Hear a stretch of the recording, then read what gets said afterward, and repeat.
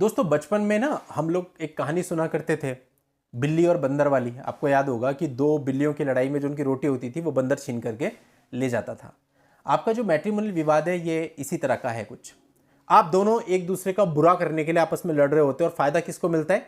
जो third party बीच में होती है, जो आपसे भी और उनसे भी, दोनों से आपकी रोटी को छीन करके ले जाती है। ये आपके इर्द गिर्द के ही लोग हो सकते हैं, ये आपके खुद के रिश्तेदार हो सकते हैं, ये आपके खुद के दोस्त हो सकते हैं, क्योंकि दुनिया को दूसरे की तबाही देखने में बड़ा मजा आता है। और कई बार तो दोस्तों अनइंटेंशनली हमारे खुद के घर वाले ऐसा कर देते हैं। जिनकी दोस्तों बहुत छोटी है। आप देखिए कि आपकी आज के समय पे 30 ईयर्स की एज तो केवल पढ़ाई में हो जाती है। उसके बाद जाकर के आदमी शादी करता है, और शादी के बाद अगर आप विवाद में पड़ गए तो आपके कम से कम 8-10 साल विवाद में चले जाते हैं। और जब तक विवाद खत्म होता है तब तक सब कुछ खत्म हो चुका होता है, क्योंकि आपकी एज निकल चुकी होती है। अब जाहिर सी बात है, हर एक चीज़ का एक समय है। अब 40 साल की एज में आप घर बसाने की सोचोगे तो वो देखो बढ़िया नहीं है। और वैसे भी अगर आपके ऊपर एक बार डाइवोर्सी का ठप्पा लगा हुआ है तो आपके लिए रिश्ते भी आप देखोगे उसी तरीके के आएंगे सारे, जहाँ पर ऑलरेडी उनके भी पहले विवाद रह चुके हैं।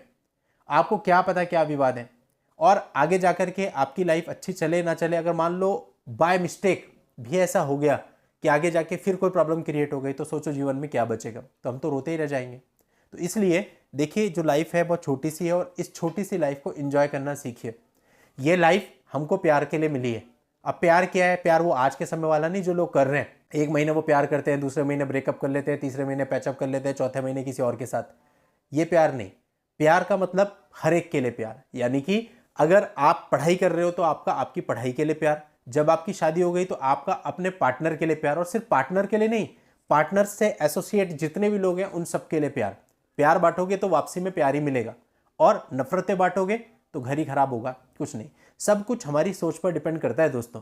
अगर हमारी सोच सही है तो हम सब कुछ अच्छा कर सकते हैं, सब कुछ बहुत बढ़िया कर सकते हैं। अगर सोच सही नहीं है तो फिर सब कुछ हम अपने हाथों से बर्बाद करके बैठ जाते हैं। चाहे आप एक रिलेशनशिप बना लो, चाहे वहां छोड़ करके सेपरेट होकर डाइवोर्स लेके दूसरे रिलेशनशिप में चले जाओ, तीसरे में पूरा जीवन स्पॉइल हो जाएगा। और आखिरी में दोस्तों जब अंत समय आता है तो कोई पास खड़े होने वाला नहीं मिलता, क्योंकि हम सबसे रिलेशन खराब करके बैठे। और जब बुरा आदमी जाता है ना तो हर एक आदमी कहता है कि बढ़िया हुआ चला गया, परेशान कर रखा था, गंद उठा रखा था। लेकिन जब एक अच्छा आदमी जाता है तो जाने के बाद भी लोग उसको याद रखते हैं। तो आप लोग क्या चाहते हो? मतलब अगर हम इस लाइफ में आए, हम लोग शादी जैसे बंधन में पड़े, तो हमें प्यार बांटना चाहिए ना।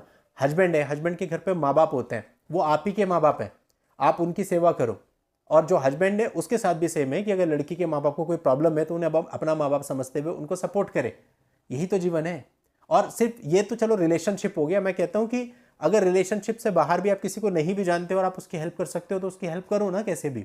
ये सेवा का भाव आपके अंदर होना चाहिए। यदि आप दूसरे की सेवा करेंगे तो वापसी में आपको उससे कहीं ज़्यादा मिलेगा। लेकिन अगर आप दूसरे को बर्बाद करना, दूसरे को ये करना, मतलब हमने ऐसी रिकॉर्डिंग्स देखी हैं जहाँ पे एक दूसरे के माँ बाप के लिए बहुत ही गंदा बोल रहे हैं, अब्यूज कर रहे हैं लिटरली। मतलब कितनी गिरी हुई चीज़ है ये, सोचिए। हम लोग को सोचते हुए भी शर्म आती है कि हम किसी बड़े के लिए ऐसे कैसे कह सकते हैं, चाहे वो हमारे जानने वाला है या नहीं। और यहाँ तो बिल्कुल अपने रिश्तेदारों में लड़की के माँ बाप और लड़के के माँ बाप में कोई फर्क है क्या? दोनों एक जैसे ही तो हैं। माँ बाप तो माँ बाप होते हैं, चाहे किसी के भी हों। तो कैसे हमारी इतनी हिम्मत पड़ जाती है कि हम किसी के माँ बाप के लिए इतना बुरा बोल दें? देखो, ओपिनियन में डिफरेंस होता है। मैं ये नहीं कह रहा हूँ कि किसी की शादी किसी के घर पे हुई तो उसके इन लॉज से उसका ओपिनियन मिल जाएगा, इवन हस्बैंड से भी मिल जाएगा। इवन कई बार तो ओपिनियन हमारा खुद के माँ बाप से नहीं मिलता, तो क्या हम अपने माँ बाप को गालियाँ देना शुरू कर देते हैं? नहीं। और अगर करते हैं तो भैया डूब मरना चाहिए हमको। जीवन का नाम ही है कॉम्प्रोमाइज। हर चीज में आपको कॉम्प्रोमाइज करना पड़ता है। बच्चा सोचता है मैं पायलट बनूंगा बड़ा होके, लेकिन जब वो जैसे जैसे बड़ा होता है, 11th-12th में आता है, उसे एहसास होता है पायलट बनना कितना टफ है। फिर वो थोड़ा डाउन होता है, उसको लगता है चल यार कोई गवर्नमेंट जॉब की तैयारी कर लेता हूँ, अपनी जिम्मेदारियां तो उठानी है। गवर्नमेंट जॉब में भी जब कंपटीशन देखता है तो डर लगता है, नहीं हो पाता, एज ज्यादा हो रही होती है, तो कोई प्राइवेट जॉब भी ज्वाइन कर लेता है कि चलो करा ना कॉम्प्रोमाइज, करना पड़ा ना कॉम्प्रोमाइज, मुंह मांगा तो नहीं मिला, मनमाना तो नहीं मिला। कितने लोग होते हैं जिन्हें मनमांगा मिल जाता है?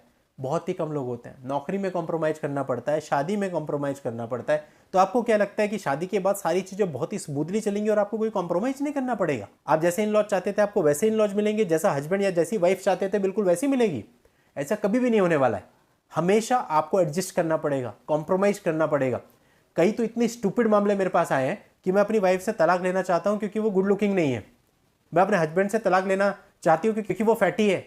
मतलब आप सोचिए कि कितनी गिरी हुई सोच ऐसे लोगों की होती है। तो इस तरह से हम इंसान को तोलते हैं।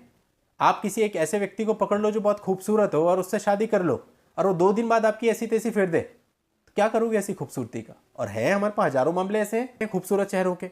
तो दोस्तों ऐसा नहीं है कि कोई अगर देखने में गुड लुकिंग है तो वही आपको खुशी दे सकता है। आपकी खुशी के लिए आपको ये देखना होगा कि जिस इंसान के साथ आप जा रहे हो वो इंसान अच्छा है या बुरा है। अगर वो इंसान अच्छा है वो आपको राज करा देगा। अब राज का मतलब भी यहाँ पे लोग अलग अलग लगाएंगे। कोई सोचेगा कि राज कराने का मतलब है 5 स्टार होटल में ले जाएगा, घुमाएगा फिराएगा। अरे ये सब कुछ नहीं होता, ये सब बहुत छोटी चीज़ें हैं। इनका एहसास जिस दिन आपको हो गया तो आपको अपनी गलती का रियलाइज होगा, लेकिन तब तक हाथ में कुछ भी नहीं आएगा। ये सब बहुत छोटी चीज़ें हैं, इससे कोई फर्क नहीं पड़ता आप फर्स्ट क्लास में जा रहे हो या जनरल में जा रहे हो। वो आपकी कैपेसिटी के अकॉर्डिंग है। कभी आपकी कैपेसिटी कम है तो कैसे ही चल जाओ, कैपेसिटी जब ईश्वर ज़्यादा दे देता है तो जैसे मर्जी चले जाओ। आदमी को एडजस्टेबल होना चाहिए, वो कहीं पे भी एडजस्ट हो सके। ये नहीं कि अपनी शर्तों के मुताबिक ही चलना है, वो फिर इंसान थोड़ी है। जितना आप डाउन टू अर्थ रहेंगे, जितना आप धरती से जुड़ के रहेंगे, उतना आपको फायदा मिलेगा, उतना आपको अच्छा लगेगा। फॉर एग्जाम्पल आप ये होने चाहिए, आप 5 स्टार में जाएं तो वहाँ के भी एडिकेट्स आपको पता होने चाहिए। आपको वहाँ कैसे बैठना है, कैसे खाना है, कैसे पीना है, कैसे बातचीत करनी है। और इसके साथ ही अगर कहीं भंडारा चल रहा है तो आप ज़मीन पे बैठ के उन्हीं कपड़ों में बड़े आराम से कंफर्टेबली खाएं। तो कहने का मतलब है कि आपके अंदर ये चीज़ होनी चाहिए। अब मैंने बहुत सारे लोग मैं देखता हूँ जहाँ पर क्या होता है, बढ़िया से कपड़े पहन रखे तो शर्माते हैं नीचे बैठने में, ज़मीन में बैठने में। अरे पूरी दुनिया ज़मीन में बैठ रही है, आपको आप में क्या अलग हो गया? जस्ट इसलिए कि आपने अच्छे कपड़े पहने हैं आपको शोभा नहीं दे रहा नीचे बैठना। तो ये केवल हमारे मन का घमंड है, हमारे मन का अहंकार है। अगर हम इन सारी चीज़ों को भुला देंगे तो जीवन बड़ा सरल है, बहुत अच्छा है, और हम बहुत अच्छे तरीके से अपने जीवन का निर्वाह कर सकते हैं। प्रॉब्लम हम में है, हम अपने घमंड को, अपने अहंकार को दूर नहीं कर पाते। अगर हमें कोई जरा सा बोल दे ना, हमारे मन में पहला ख्याल ये आता है इसने मुझे बोल कैसे दिया, ये है कौन। लेकिन कभी भी हम उस चीज़ को पॉजिटिवली नहीं लेंगे। कभी भी हम ये नहीं सोचेंगे कि वो जो बोल रहा है हम उसकी नसीहत पे ध्यान दें, कहीं शायद हमसे गलती हो रही है, हम उस गलती को ठीक करें। नहीं, ये सबसे बड़ी प्रॉब्लम है। अगर ये प्रॉब्लम ठीक हो जाए ना, इसके लिए कोई दवाई नहीं आती, ये ठीक आप खुद कर सकते हो जब आप थोड़ा सा खुद का इंट्रोस्पेक्शन करोगे। देखो हम सबको ये पता होना चाहिए कि ठीक है हम सब गलती करते हैं, हम में से कोई भी ऐसा नहीं होगा जो गलती नहीं करेगा। लेकिन उस गलती करने के बाद कितने लोग ऐसे होते हैं जिनको एहसास होता है कि मुझसे गलती हो रही है, इस चीज़ को मुझे सुधार करना है, वो इंसान है। अगर आप सोचते ही नहीं हो गलती करी, ऐसी की तैसी, दोबारा फिर गलती वही, तीसरी बार फिर वही, और गलत पे गलत, गलत पे गलत किए जा रहे हो, आपको कहीं माफ़ी नहीं मिलेगी। और जब भुगतना पड़ेगा तब बहुत चिल्लाओगे आप लोग, बहुत रोओगे, लेकिन माफ़ी नहीं मिलती। जो कुछ भी हम कर रहे हैं ना, इन सब चीज़ों का भुगतान हमारे सामने आएगा। इसलिए आपको ये सोचना है कि जो भी आप स्टेप लेते हो वो सिर्फ और सिर्फ अच्छाई के लिए हो, सिर्फ और सिर्फ प्यार आपको बांटना है, सिर्फ और सिर्फ लोगों को देना सीखना है। किसी से चाहिए नहीं हमें कुछ। अपनी मेहनत से जो भी आप काम कर रहे हो, प्राइवेट है, जॉब है, बिजनेस है, उससे जो भी आप कमा रहे हो वो आपको पालने के लिए सफिशिएंट है। उस ईश्वर ने हर एक को इतना दिया है कि वो अपना भोजन और पानी और रहने की व्यवस्था कर सकता है। इसके अलावा हमारे मन में कोई लालच नहीं होना चाहिए। और दूसरे के पैसे पे नियत का तो सवाल ही नहीं उठना चाहिए कि हम किसी और से पैसे लेने या फ्रॉड करने। आजकल देखो कितना कुछ हो रहा है, लैंड फ्रॉड के इतने मामले हैं, करोड़ों का लैंड फ्रॉड, और कितना कुछ होता है। अगर आप अपने मन से डिजायर्स हटा दोगे सब कुछ हट जाएगा। और डिजायर्स का कोई मतलब भी नहीं होता। अधिकतर हम देखते हैं जब आदमी के जीवन गुजर जाते हैं तब जाकर के उसे सारी चीज़ें समझ में आती है। पहले समझ में आती है तो बहुत सारे पाप करते। और ये मैट्रिमोनियल विवाद भी ऐसे ही हैं दोस्तों। जो कुछ हम कर रहे हैं ना, आज हम जितना गलत एक दूसरे के साथ कर रहे हैं, एक एज के मुहाने पे आके ये सारी चीज़ें हमारी आंखों के सामने आके खड़ी हो जाती हैं कि हमने क्या क्या गलत किया है, एहसास होने लगता है। लेकिन तब समय नहीं होता उसका पश्चाताप करने का, जीवन निकल चुका होता है। इसलिए जितना जल्दी समझ लोगे उतना बढ़िया है। हर चीज़ आपकी सोच से सॉल्व हो सकती है, लीगल दूसरा पहलू है। चलिए दोस्तों, आज की इस वीडियो में इतना ही। नेक्स्ट वीडियो में नई जानकारी के साथ मैं आपसे फिर मिलता हूँ। तब तक के लिए good bye and thank you for watching. Take care.